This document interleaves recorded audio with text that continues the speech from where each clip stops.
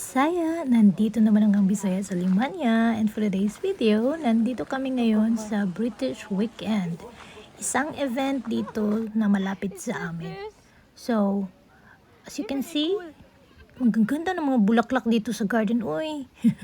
So, this guys, may nakita ko dito. Ito siya guys. Ang ganda ng it's a artist.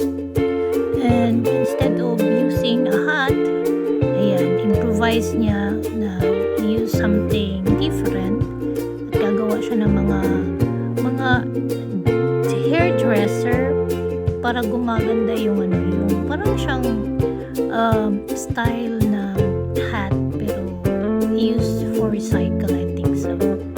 So, mga papers, mga ganun. So, ito yan, na-experience ako kasi dami! Parang interesting para sa akin. So, ito yung results. Ayan. At I like it. Nakakatuwa.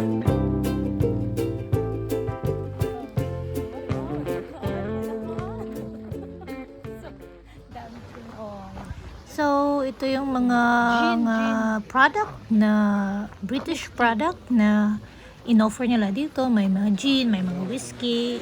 Tapos may photo area sila. Ayan, nagpa-photo ako. And then, of course, may mga things na mga bags, t-shirts. Ayan. Anything. Gusto nyong mag-tasting, pwede kayo dito. And then, may mga hat na, alam nyo na, mga British, they love to use hats. So, ito mga tinitinda nila. And, of course, may area din sila sa mga British cars. So, ito yun guys, yung mga mamahalin na cars. And actually, yung mga vintage cars, yung mga old-timers, mahal din yun sila. Kasi alam nyo guys, yung mga na kailangan sa car, parang pag may masira, ang mahal kaya ng magpapa-repair ng ganito na cars. So, mahal talaga yung niya. Yung the whole cars. So dito naman guys is iba naman to yung mga product na Scottish product or English product. Ito may mga sweet sila pang cakes or for baking. And then of course may mga din sila dito, mga products din na mga bags, pillows, mga covers sa pillows, ayan. And hindi mawawala ang ating Highland Games. Ito pala yung Highland Games na natawag na Hammer Through. So ito yun. And ginaganyan yan. Siniswing tapos tinuthrow nila. Ang pinaka malayo na narating, yun ang winner.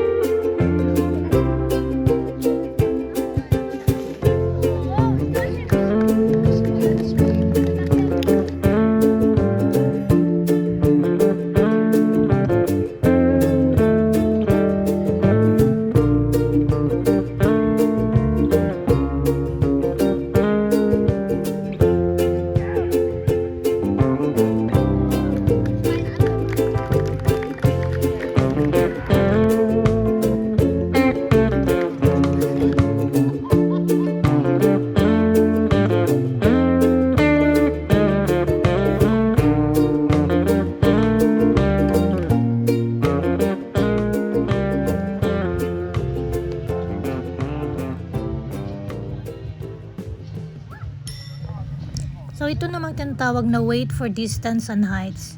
So, tinuthrow din nila pataas. And, I think the thing na tinuthrow nila is 19 kilos. Ayan, 19 kilos yata yan. So, ang pinaka mataas na or sino yung pinaka last na nagkaroon ng points or pinakataas na tinutro nila yung ano na bagay na 19 kilos, yun ang winner. Wow! Friedemann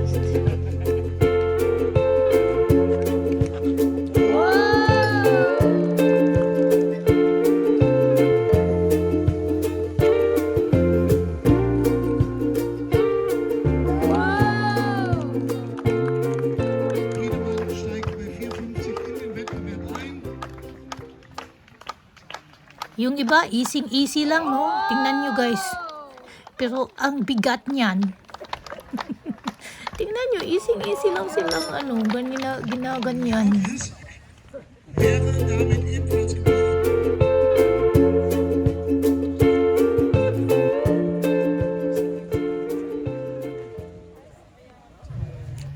So, ito naman ay cover toes. Ito yung isang kahoy na nag-weight of 40 kilos, and then they will flip that log from end to end. So, piniflip nila yan. Kung sino makaflip niyan, nako, yun ang winner. Ayan, ginaganyan yan. Bigat kaya, 40 kilos, tapos ikaw lang mag-isa. Parang mga heavyweight champion tong mga taong to. Diba? Very interesting. Let's go! Ang hirap kaya niyan.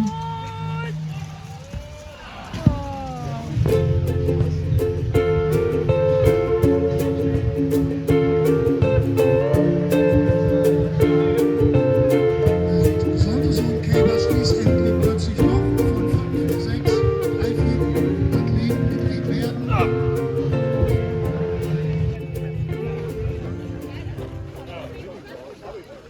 So before kami umuwi, bumili muna ako ng biscuits and of course jam, I want to buy. chocolates, tea. Kasi alam niyo na, gusto din natin matikman yung British product, diba? So may mga chocolates sila, masasarap yung chocolates nila. And then of course I buy this one. Na?